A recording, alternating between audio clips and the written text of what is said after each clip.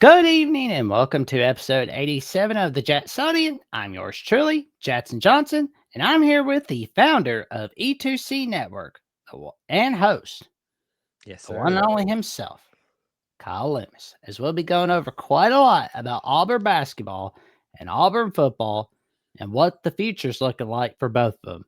And let me tell you something, folks, you're going to be in for a wild ride. How you doing today, good buddy? I'm doing well. I'm glad that you put it as a wild ride. That is the Auburn experience this year, as we like to call it. It is always a roller coaster, but this year, whether you're talking about football or basketball or anything in between, it is definitely a lot of peaks and a lot of valleys. So buckle up. I guess we'll quote Gus Malzahn for our former head coach, who probably should still be the head coach. But anyway, I won't go into that. So, There you it, go, man. yeah. But before we get started, and you know, for those who don't know about you, would you like to tell the audience a little bit about yourself? Yeah, obviously, my name is Kyle. I am one of the founders of E2C Network. I guess I would be the founder now because the other two have moved off and done other things, more productive things with their life. I guess I was the dumb one and kept sticking around. But we've been doing some form of E2C Network content since 2014. First as a hobby.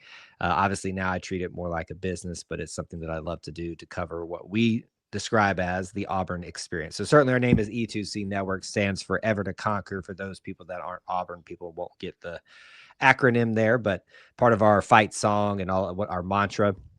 But the Auburn experience to us is all about the few things: Auburn sports, Auburn culture, and Auburn family stuff. And the easier way to say it is if it's orange and blue, it's what we do. So whether it's through video content like this, live streams, whatever have you, video content, whether it's through social media work or traditional audio podcasts, we are a little bit of everything to everywhere about everything Auburn.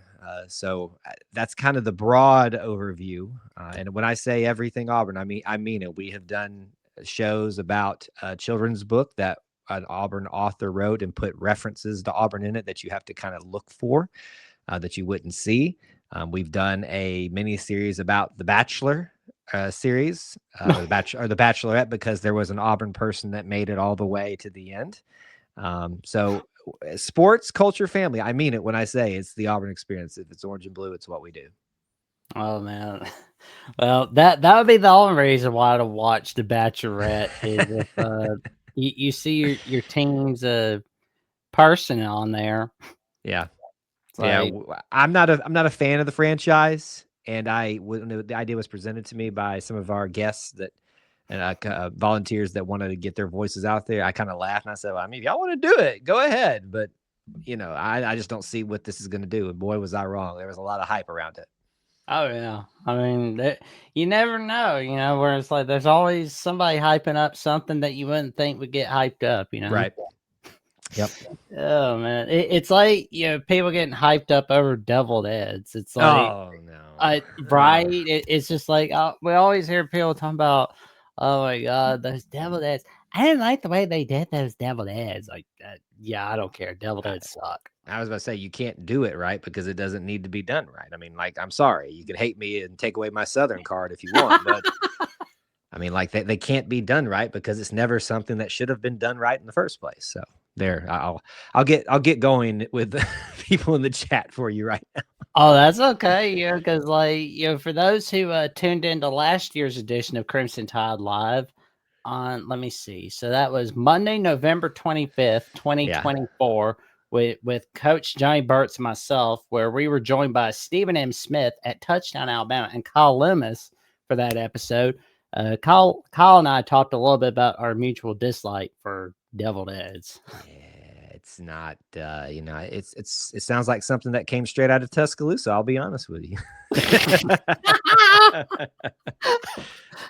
Oh man! First shot fired of the show. God, sorry, man.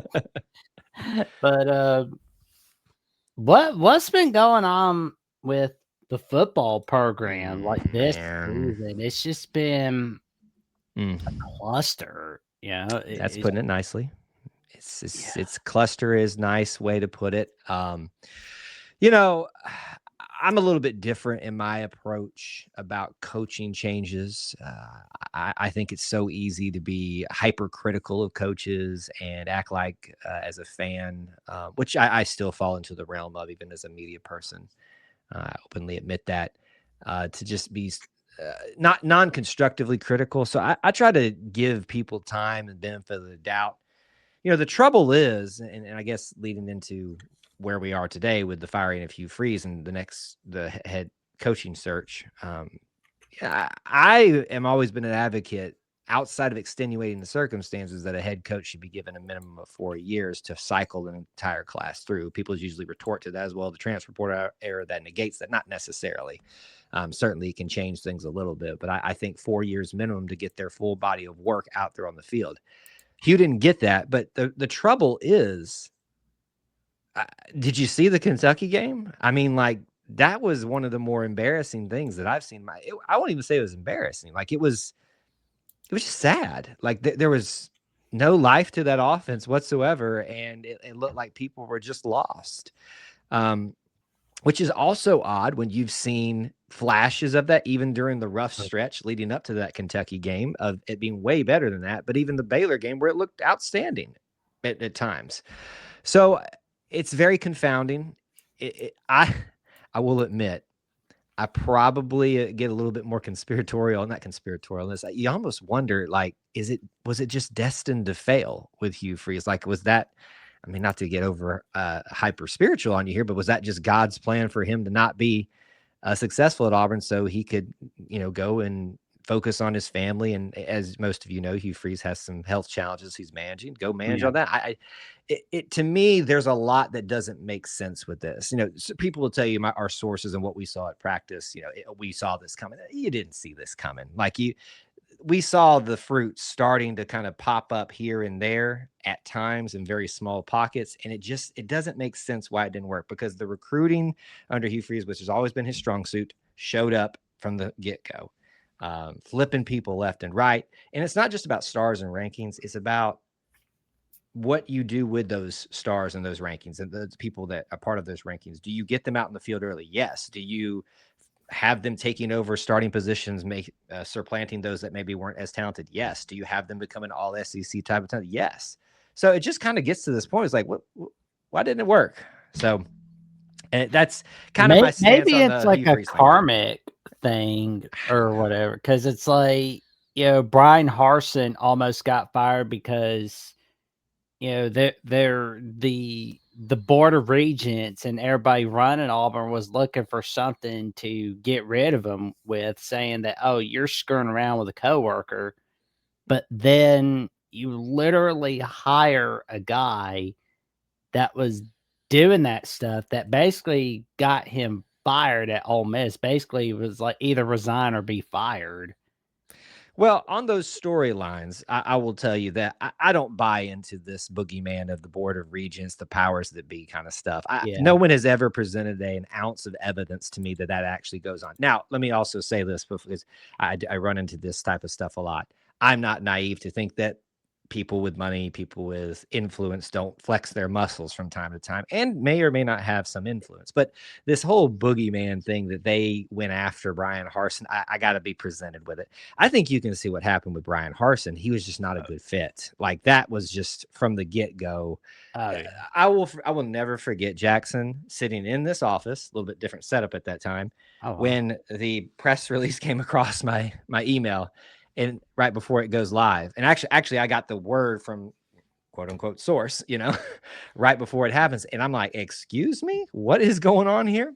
Excuse me. It just wasn't a great fit. But to your point about the whole, that story, what was that going on with Brian Harsin, allegedly, all that stuff. And certainly Hugh Freeze has his past. I think one of those things is that people always want to use their past against them, but they ignore the efforts that they've made to rectify that, namely with your wife and those type of situations. And he's been very public about that, talked about what he did wrong and how he held accountability to his wife, to his players, to the schools that he was at. So, those type of things. Sure, maybe it is. I think it's more like, just because you ask for forgiveness for something, make amends for it, doesn't mean you still don't face consequences for it, right? Like that's Exactly. just right. So that, I mean, maybe in some world that's part of it, but I think we both, I believe, and I think you would agree, it didn't seem like it wouldn't work at some point. Like it just, I actually thought the Hugh Freeze era would be similar to the Bruce Pearl era. oh, really? That good? Yeah, I mean, that I honestly thought it would be in a way. Mm. I Oh, you got the Spider-Man cup, Yeah, nice, sorry. I realized my throat was a little dry out, but yes, I have a. nice. You caught me. I'm a Spider-Man fan. I don't even Uh, realize what I have here. I guess I should have an Auburn cup out here, but it's oh, don't worry, Spider-Man's a cool dude.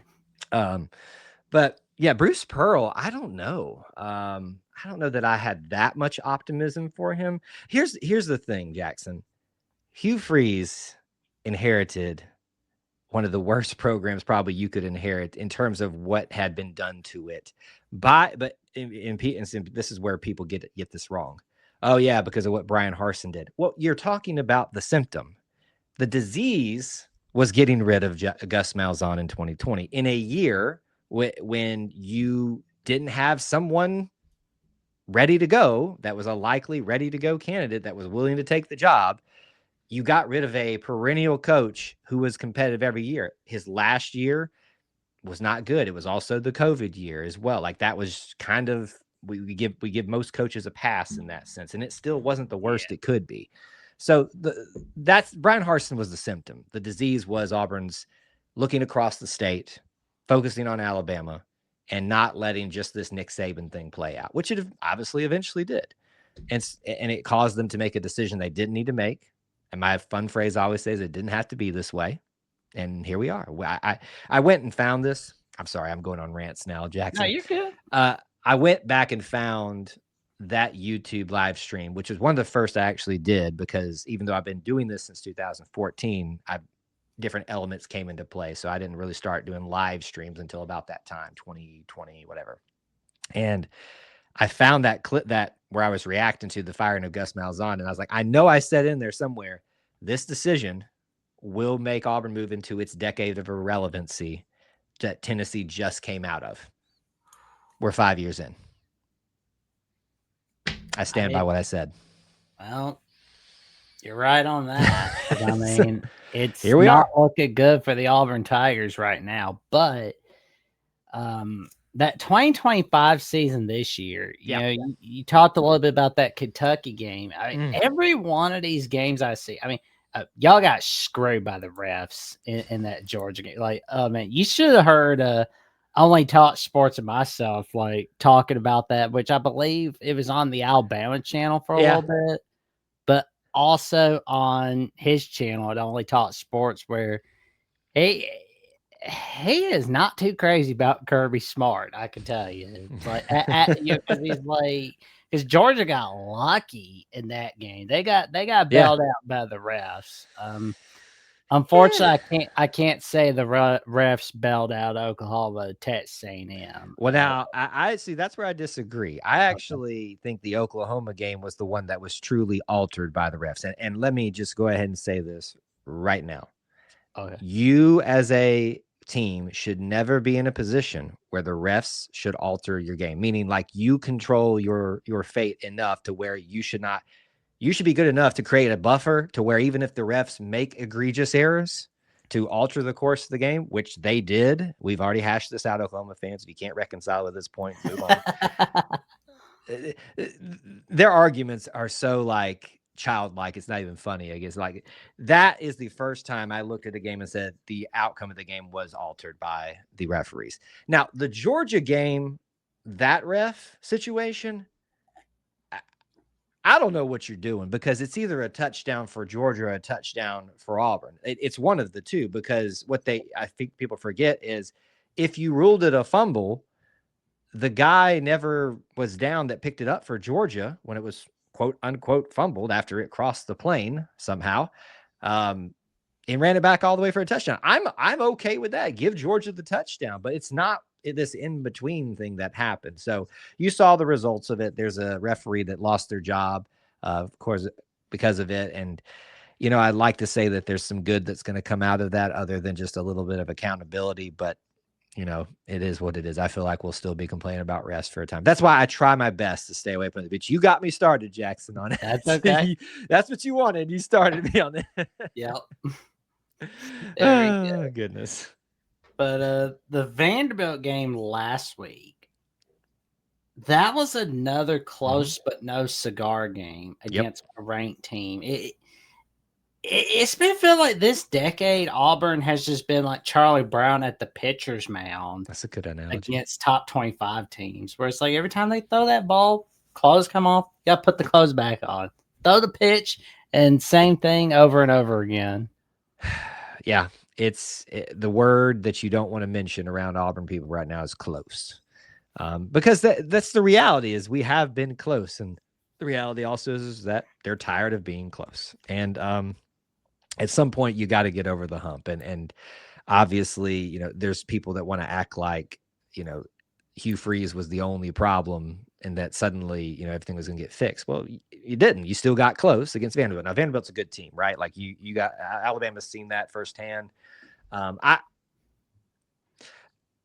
was very happy with what I saw for the most part out of the Vanderbilt game, because even with the defense not being up to its standard that it set for itself this year, as a team to that point that had one of three that had allowed 24 points per game. After that game, not so much the case, and the other two are undefeated. That offense responded every single time to Diego Pavia, who had a pretty good game. Probably not his best, but a pretty good game. So to me, I was very happy with what DJ put together in a week, given what he had to overcome. It'll be intriguing to see. Mercer's not going to be a game where you go, oh, wow, look at that. Even if it's great. No, the right? Analysts are going to be sitting there talking about the playoff hopes. Yes. Yes. It was like we're watching Alabama Citadel or whatever cupcake it was there, which somebody was like talking last year, like during the game. It was like the start of the fourth quarter. They're like, you shouldn't leave out anybody that's in the SEC talk. It was like, wait a minute. Wait a minute. Why are you talking about the playoff hopes of another team? I know. Shouldn't you be talking about Alabama and whoever they're playing? Like, dude. Yeah, it's a little bit frustrating, isn't it, when they're not focusing on the subject of what the TV broadcast is about? Oh man, if you want to make the game more fun, put like the cupcake games on Disney Channel where Phineas and Ferb are calling it. I think the games will speak for itself. Sometimes maybe it's just best they not say anything, just broadcast the game. Maybe that's one of those times that you do it. But yeah, I mean, this Mercer game, it is what it is. I'm not taking anything for granted at this point, but it's just what it is at this point. But it will be really interesting to see, given what we saw Durkin put together with half a week to prepare for Vanderbilt, a very strong team, a bye week now. Then take tune-up game, hopefully, against Mercer at home, and then you've got the Iron Bowl. Look, Nick Saban said it best. It's a nightmare to play in there, and we've seen time and time again for these last several years, teams from Alabama, from Georgia, others have come into Jordan-Hare and have had to fight tooth and nail to get out of there with a win. So if you're someone that is an Alabama fan or not thinking that this is going to be a blowout, then you're just not paying attention. Like, I mean, it might end up being like that. There could be an anomaly this coming year, but that just shows you're not paying attention to what's been going on. There have been teams much worse than this team, the first Brian Harsin team, but because they had two injured quarterbacks, one that couldn't play, one that was playing with half a leg, and somehow nearly be that Alabama team. So who knows? What can Durkin put on the field in the Iron Bowl could determine his future, potentially. Yeah, I don't see Durkin being the Nets head coach, but if he's not, who would be your top 4 to 5 coaching candidates for Auburn? So Durkin can't be one, because I'd say he's pretty high up there right now, and based off of just certain things I saw. But okay, let's remove him. I'll be honest with you.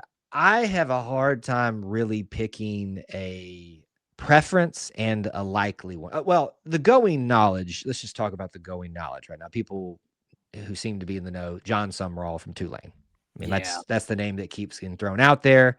That's the one that if it comes across everybody's screen, they're going to be like, well, why did we take so long to announce this? Like we got to do our due diligence right there. We're sitting here on a Friday, the 14th of November. It changes by the hour sometimes. At one point, Lane Kiffin was in that conversation, having reportedly had interest for it the last time around. There is Eli Drinkwitz out there, Rhett Lashley. I've even had Charles Kelly, who was just at Auburn and went to be the head coach of Jacksonville State, thrown out there as well. There is James Franklin at one point was in connection with with interest or would be a good fit for Auburn. It's funny, even some people, some a little bit more serious than I was aware of, were pushing Gus Malzahn to come back. And as big as a Gus Malzahn apologist and say that he should never been fired back then, I don't know that we want to go through that again, because it's when you do something and you decide that it wasn't what you needed, it kind of doesn't make sense to go back to it unless you have no other option. So I'll say this. There's no reason for me to not think the leading candidate is John Sumrall right now. Oh, yeah. The only one out there that if Kyle had his choice and has made me perk up, and it's not being talked about a whole lot. I saw a little chatter about it today as like just a what if type of scenario. So that made me a little bit happy. Not by anybody of any, like consequence in like the media or anything like that. What if Auburn found a way to get Marcus Freeman from Notre Dame? It ain't happening. Now, my understanding is that Marcus Freeman had some interest in coming to Auburn as the defensive coordinator several years back. Then you also think about that Auburn poached Deuce Knight, their backup quarterback right now, but as Freeze called him, the future of Auburn football, from Notre Dame, where he was formerly committed. There's some intriguing storylines there to think about. I could probably get really excited about a Marcus Freeman hire because there's something about the dude I like. I think Auburn needs to go with a defensive-minded head coach this time. If it ain't going to be Durkin, that's kind of where I'm. There's my. If you want me to say what do I think is going to happen at this moment, and what do I maybe wish for, if there's a wishing category, there's the two. Well, I will say, if I'm Auburn, my top 5 candidates are John Sumrall at Tulane, Brent Key at Georgia Tech, Alex Golesh at South Florida. Let me see. Bob Chesney at James Madison. Got to throw a curveball in there. I was going to say that is a curveball. Yep. Because, bro knows how to make sure James Madison is winning. He's continuing what Kurt Sidnetti's doing. Yeah. So, I don't know why anybody isn't looking at Bob Chesney. And I think number 5 for me, I think it can be Drinkwitz from Missouri. Yeah, you look at the guys that have Auburn ties, and that certainly is a easy correlation to make. Drinkwitz was here during the championship run, and has had a lot of familiarity with Auburn. Rhett Lashley obviously was a longtime offensive coordinator here. Has been attached to Auburn openings before as well. John Sumrall kind of fits that because he's from Alabama and stuff. Here's what it cuts down to. My opinion is that Auburn needs to go with a defensive-minded head coach, merely from the fact that we've done 3 offensive-minded head coaches in a row and it ain't working. So let's do something different, right? What we're doing ain't working, at least in terms of what the people will be patient with. So let's do a defensive-minded head coach. I also think Auburn is best in the hands of those that either know it, show the ability to understand what it is and why it's what makes Auburn, and some concept of connecting with what that means. And I know that's kind of a nebulous topic. I know that's not really defined what I mean by that, but Auburn people, I think, get that. I'm not saying that you can only hire Auburn people. That's not what I'm saying. You can't, just because Rhett is a former offensive coordinator doesn't make him the prime candidate. Well, and SMU gave him that contract extension. Right. So it's like, that's not happening. You got to think about those things. But, as the people like to have conspiracies, the powers that be, the yellow fella, may be able to get who he wants with the Yellowwood money. Which I always laugh when people like will lament and talk about that. I'm like, y'all are talking real bad about these people, but what would you do if they left and took I that know, money and right? ran? And I was like, you may want to shut up a little bit and just let them have it's their money, so they get to have the influence if they do actually choose to flex it. So Well, anyway, there is somebody that doesn't have any head coaching experience and is a right hand man of Kirby Smart, Glenn Schumann. I have seen that pop up. Yeah.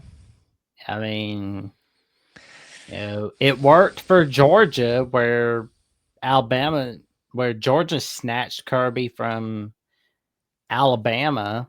Mm-hmm. So I mean, what if Auburn did a little reverse right there, where it's they snatched Glenn Schumann from Georgia? Yeah. If I can be petty for a second, what's the phrase that grinds my gears a little bit. I like to blaze our own trail and not have to be begging for scraps from our most hated rivals, no matter where they came from, Georgia or Alabama.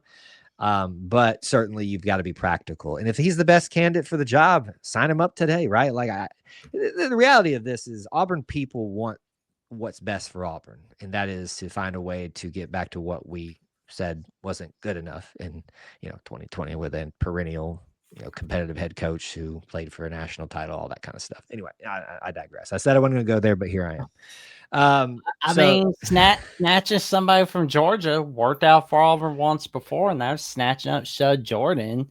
Yeah, listen, it could work again, and I'm not saying that I am not open.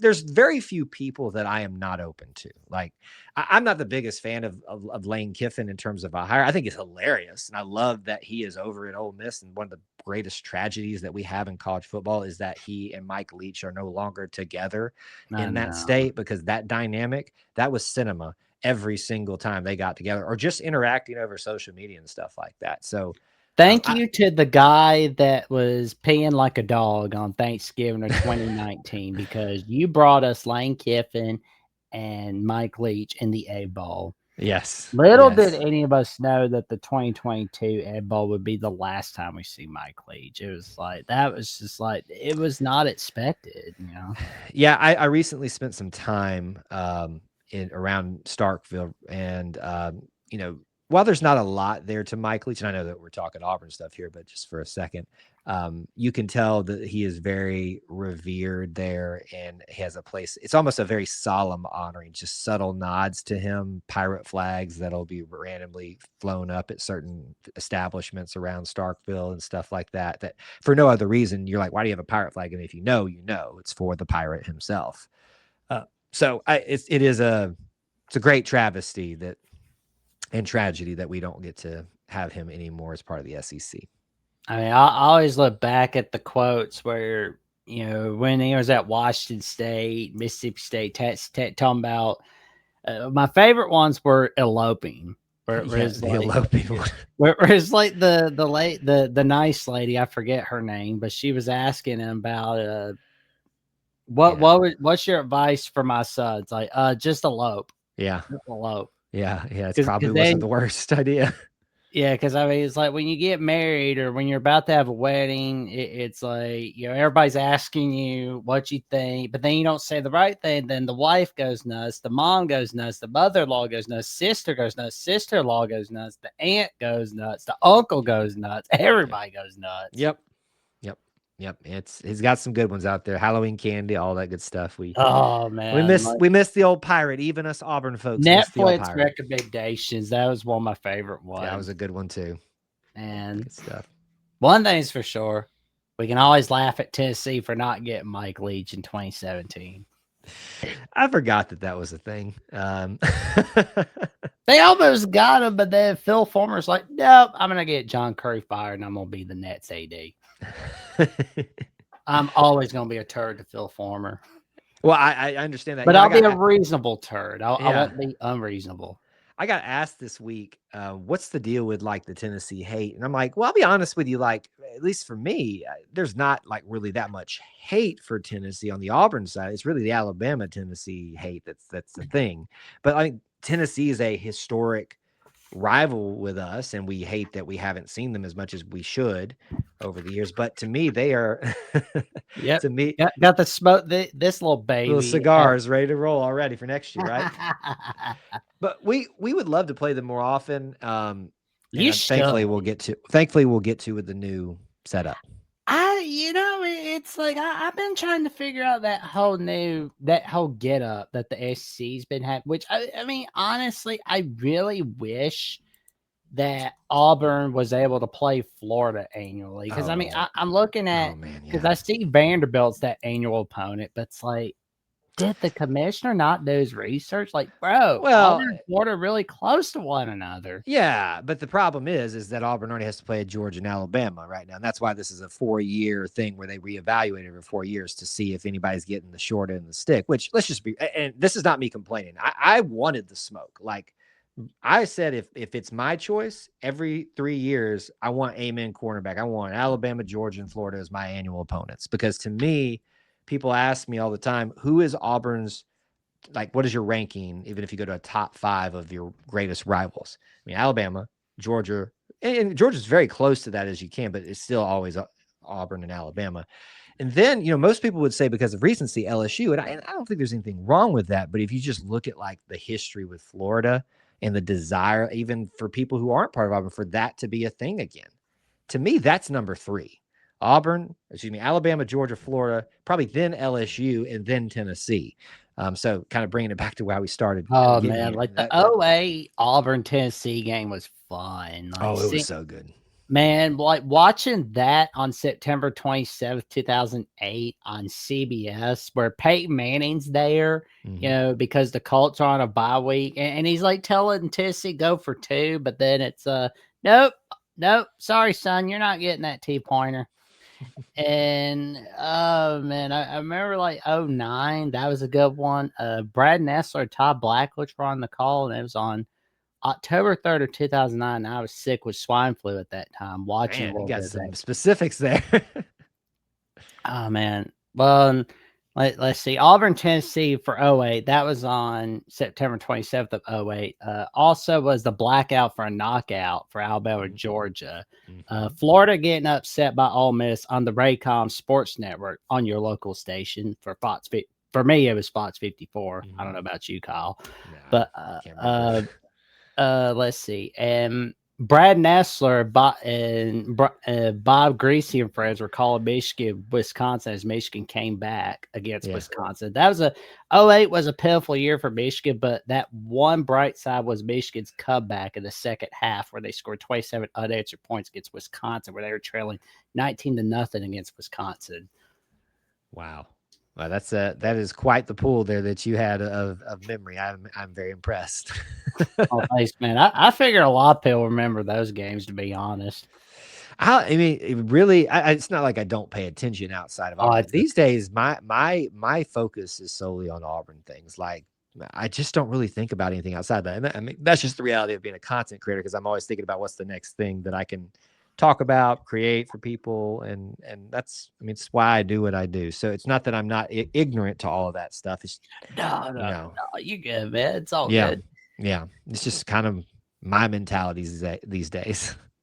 Well, we'll say, like, whoever that Nets coach is, I'm hoping that they make Auburn look good, because it makes the conference look good, makes us look good, makes Alabama look good, makes the state of Alabama look good. Oh yeah.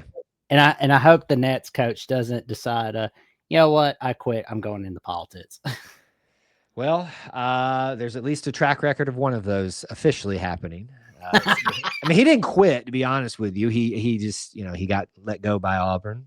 And then I know. He went on to the next one. And then there was the rumors about Bruce Pearl, which I got people so mad at me because I would not buy into the fact that he was going to go into politics, and lo and behold, he doesn't. Now, I'm not saying he won't ever, but like, I'm like, guys, it doesn't make sense to me. Like, just because he's active doesn't mean he would. Oh yeah, like I could see Bruce Pearl getting in some kind of spot in politics, because like I'm always seeing him make news appearances. Like I see him on like Will Kane, I see him on this show, I see him on Outkick. I I think he's going to, because I mean, like, if I'm seeing Bruce Pearl, not Bruce, sorry, Paul Feinbaum talk about getting into politics, Mhm. I know Bruce Pearl's getting into it at some point. Maybe not next year, Sure. obviously not, because, Right. but the moment Katie Britt decides I'm gonna be in like this next administration. I'm not saying she will at this moment, but it's like that's the spot to watch out for is the Katie Britt spot. Mhm. Yeah, I mean, now that he's not the head coach, which he, had the contract that could have run through 2030, anything's on the table, right? I mean, Yeah. he can go to the lake as much as he wants, but now he's doing a bunch of CBS commentary.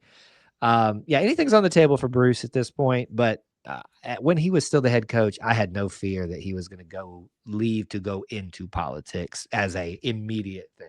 Like that wouldn't be the Yeah. reason that he left Auburn. He had too good of a thing at Auburn to leave for any other reason other than he didn't have the drive to do it anymore, which is what he said in his farewell statement. And I frankly appreciate the honesty that he had about Yeah. that, and wanting what's best for Auburn and realizing it wasn't him. Yeah. Yeah, because like when he came to Auburn basketball, like, the only thing anybody could really think of with Auburn basketball is Charles Barkley. Mhm. Other than Maybe the that, Pearsons. Maybe the Pearsons. Auburn basketball, you thought about like Kentucky and football, Yeah. Yeah. but now it's stability. Like that's the thing I really think about a lot. It's like Alabama, Auburn in basketball years ago, like when I was like 14, Uh-huh. 15, Alabama and Auburn were thought of like Kentucky and Vanderbilt, but Yeah. in college basketball. Yeah. Yeah. Now, like Alabama, Auburn are just rolling in basketball. Well, they've returned to some of the good stuff of like Sonny Smith and Wimp Sanderson, those decades, or maybe not decades, but just times for Auburn and Alabama basketball. It returned to that with Bruce and Nate Oates, and now Stephen and Nate Oates. Um, yeah, I mean, listen, Auburn was the laughing stock of college basketball at the end of the Tony Barbie era, and rightfully so. When your head coach publicly makes a statement that he can't win because he has Under Armour, and then Bruce Pearl goes to 2 Final Fours with Under Armour. I think it was you, bro. I'm 90. I think it was you. And listen, I'm not one of these guys that likes to, because I believe if you're going to say something to the camera, I didn't no problem saying that to Tony Barbie. So you should be able to, if you're going to say something on camera or even on social media, be willing to say it to their face. Like that's the day that I lost all respect for Tony Barbie as a head coach, even if he wasn't Auburn's head coach. When you blame your lack of success on the fact that whatever logo is on your particular apparel, that is the day I know you ain't worth a flip as far as the head coach. So I am very thankful that Bruce wasn't afraid of the Under Armour logo and came in and led us to the greatest Auburn basketball coaching career of my lifetime and of Auburn basketball history, I think. Well, and I'm glad that Auburn took a chance on Pearl at that time, because it was like back in 2014, it was like he was off that show cause penalty. Yep. And they realized it was a good idea to go get it, because it's like, the hell do we have to lose at Auburn? I mean, Yeah. nobody's watching us. Yeah. Nobody's thinking about us. With this guy, people are going to watch us, and he's going to get us some victories. Yeah. Well, now in hindsight, it's a match made in heaven. You've got a guy wanting to rebuild his legacy, if nothing else, just having himself in a positive light, and a program that needed to rebuild themselves. And so they came together at a perfect time to help each other find where they belonged the entire time, back in the prominent view of, college basketball, and just at least if you can't respect the man, respect, you know, the what he does in the basketball court. And so it was just a beautiful thing to see that come together. I was so excited the day he was announced. And people asked me when he retired, like, are you worried? Are you scared? I'm like, no, like Bruce left Auburn in such a great place, no matter who took the job over. But the fact that his son took over, That's not being talked about enough in a positive light. It's one of the weak, and I apologize if this is your opinion on this, but I think one of the weakest arguments, if that's something that people want to stand on, that is nepotism. Like, I understand it looks like nepotism, but just because something quacks like a duck and, walks like a duck doesn't mean it is a duck. It might be, sometimes it is, but there's a chance just because you look like a duck, a platypus, doesn't mean that you're a duck. So Stephen Pearl, I think, is the best option for Auburn at this, at this time. You may not have been able to say that earlier in Bruce's career, but if you've been watching and pay attention to Auburn basketball, you know how Bruce has been handing the reins over to not just Stephen, but a lot of his other staff as well, because it's the way he compliments them, the way he said, well, this is actually a credit, the scheduling, to Mike Burgomaster. This is actually a credit to our offensive coordinator, Mike Burgomaster, or a credit to, Burgomaster, Master Burger. Right. Or this is a credit to our defensive coordinator and associate head coach, Stephen Pearl.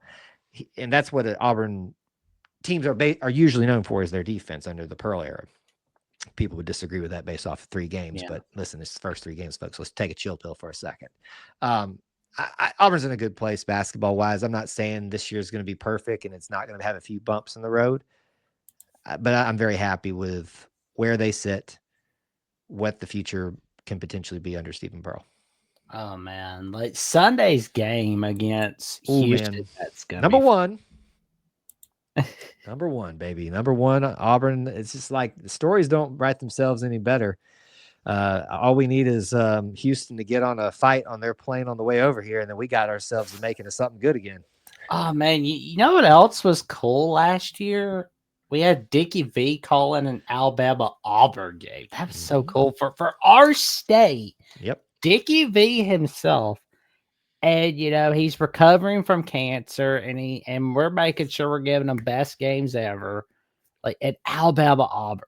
Yeah, Dick Vitale, the voice of college basketball, calling Alabama-Auburn. Like, that's so awesome right there. Let me segue off of that to something that I think you're going to connect with. How would you feel about, in the early part of the season, I call this a showcase event, because you've got these early season tournaments like the Players Era Tournament or the Maui Invitational that everybody goes to, and it's part of your non-conference. But don't think a tournament, just think a showcase, meaning a bunch of teams show up to one venue over a 1 day or 2 days. It happens a lot. I think an example would be it's the thing they do up in the Barclays Center up in New York. Auburn's been there. I'm sure Alabama's been there too. It's not a tournament. It's just you play like 2 teams, and that's what it is. What if the state of Alabama had a rotating showcase every non-conference season where Auburn and Alabama don't play because they play an SEC play, but you have, let's say, 4 prominent major Alabama teams: Auburn, Alabama, UAB, and then you can debate who that next one would be. But let's say Jacksonville State. Okay, let's say Jacksonville State.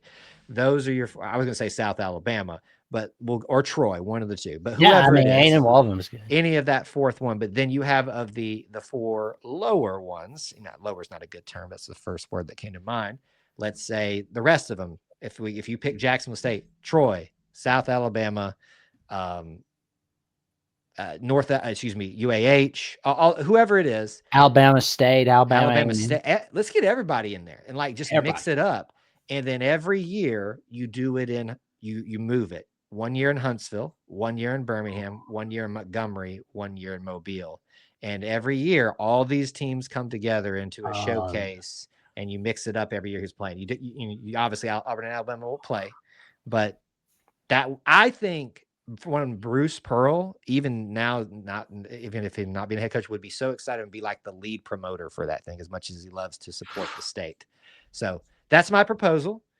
And I wish somebody would take us up on that. I've seen very few people go public with that. One person, I don't know who to credit to, I've seen, and we were like, we've been calling for this for years, but I want a early season showcase of the state of Alabama. Nobody but the state teams gets to play in this thing and rotate it every year down the major cities. I have 3 words. What's that? Yes. Definitely. Absolutely. That's my proposal. Let's one day maybe it'll happen. For it. I love it. Let's go. I think it would be beautiful. Oh man, that would be so awesome for our state. Like Yep. it would be awesome. Like Hmm. you want people paying attention to college basketball, the Yep. men's side, the women's side. That's a good way to do it. Yep. Yeah, So I it's think like, it's a good thing. You could even just draw names out of a hat. Just say this group of four can't play that who's in your four, but this other four, or however many teams it needs to be. Like you just get everybody in there and just mix it up. This group can only be lined up with this group. Whatever way you want to do it, I think it needs to happen though. And I think the state of Alabama would respond, especially the fact that the Auburn and Alabama people would just show up and fill up the stands too. oh, great. It'd be a win right there. Yep. And I think if Stephen Pearl and Auburn go to like the Sweet 16 or the Elite 8, Mm-hmm. I think those naysayers are going to go away, Yeah. honestly. Well, the standard's the Sweet 16, I think. That's what's been laid by Bruce and his staff is that the expectation is Auburn doesn't miss the tournament. So if you miss the tournament, that's a disappointment. Um, if we take things literally, people ask me, like, what do you expect this year? Well, do you expect there to be the big question I get is, do you expect there to be a step back? Well, I mean, obviously, that's the thing you would expect anytime there's a transition, no matter who it is. Things are changing. Things have got to figure themselves out. So you would expect a step back. But let's talk about what a step back actually is for Auburn after last year. They went to the Final Four. Only 4 teams make it out of what, 300 something teams to that point. So yeah, like the odds are there's going to be a quote unquote step back this year. But what really is a disappointment? I think not making the tournament is not good. That's a disappointment. This doesn't mean like a fireable offense. It's just like, hey man, that can't happen again, or that something's wrong if that's happening. I think making it to the tournament is the expectation. I think Auburn, Bruce, his staff built a program that is worthy of always making it to the second round as a bare minimum. So I think that's kind of where you start with a transition year. Sweet 16 though is kind of the standard with this. Like they have acquired the talent, been able to coach it up, put it together to the fact that Sweet 16 should normally be the standard. If Bruce was still here, that would be my statement. Sweet 16, anything less is a disappointment. With transition year, I'm willing to say round 32. That needs to be the expectation at least this year. Just don't go on a 5-12 game. Oh, and that's what we'll get. Maybe not.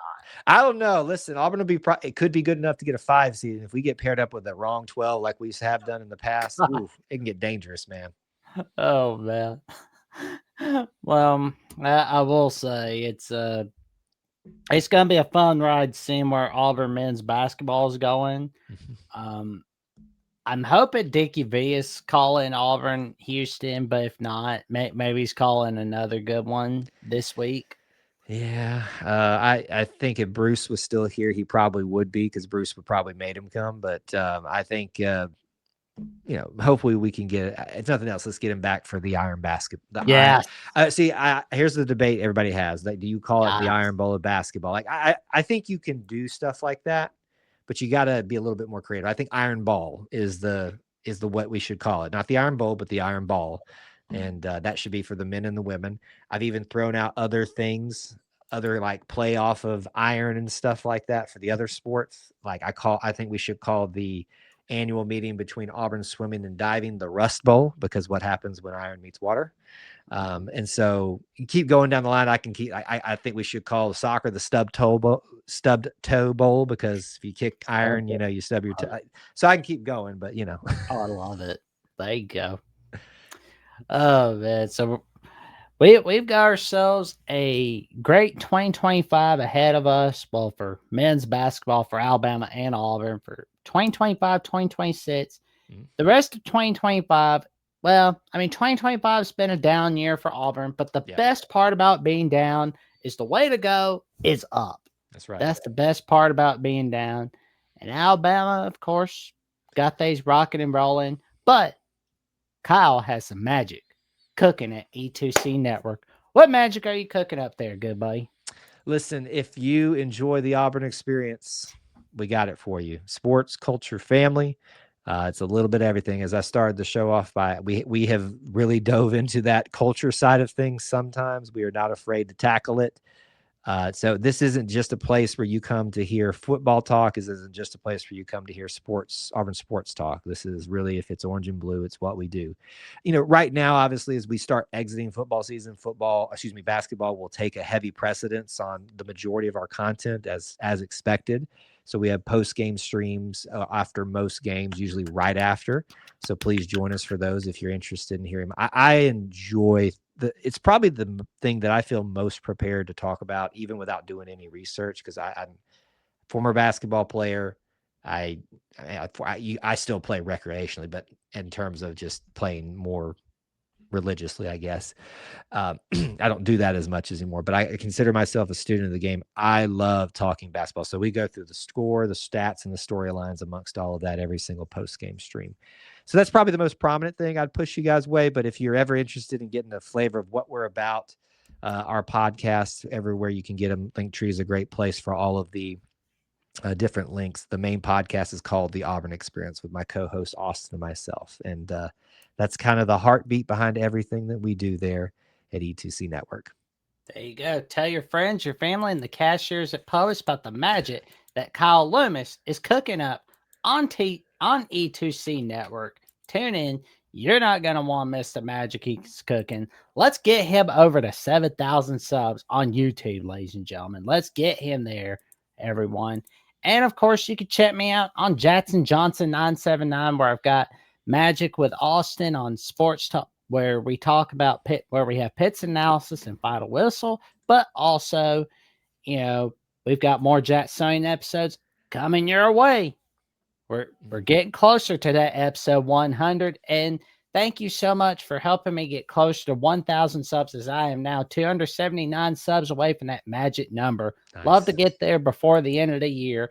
And of course, for more updates of what I've got going on, that's not all. We've got some magic on Alabama with the Voice of College Football. And I think this guy's going to be joining us for Auburn Week. It's going to be fun. I think we're going to make this an annual thing. Listen, if somebody wants me there to pontificate about orange and blue things, I'll show up. All you got to do is ask. There you go, man. It's like, well, I think we're having you and our Auburn guy for Voice College Football. Still kind of figuring it out, but I can tell you right now, we throw a big swinging party for the Iron Bowl for Auburn Week. Yes, on Alabama at the Voice of College Football. We have passed 3,000 subs. We would love to get to 4,000 subs. Like, we're only just 992 subs away from that magic number 4,000. We are going, we'd love to get there for you. Know it, man. So tell your friends, your family, and the cashiers at Post about the magic that Jeffrey Trevion and myself are cooking on Alabama with the Voice of College Football Mondays, Tuesdays at 6 p.m. Central Time. And Jeffrey and I take your calls on the Crimson Tide at 9 p.m. Central Time, Thursday nights, and on every post-game show, Saturdays on Alabama with the Voice College Football. And for more updates, what I've got going on Alabama with the Voice College Football, the Jacksonian. My appearances on Lockdown, West Virginia with Mountaineer Paul for Jackson's World of College Football. And the once, twice week calls on the Paul Feinbaum Show, where the weekends are full of surprises. Check me out on Jacksonville CFB. On @/Twitter and on Instagram and Threads, JacksonJohnson5439908. And note to self, I've got to change my Instagram handle because I want to make things easier for all you guys. And with that being said, we wish you all a happy Friday night and have an awesome weekend. And like, comment, subscribe, click on the notification bell so you never miss no video or episode whatsoever. And we will see you soon. Stay safe, stay warm. It's cold out. Good night, everybody.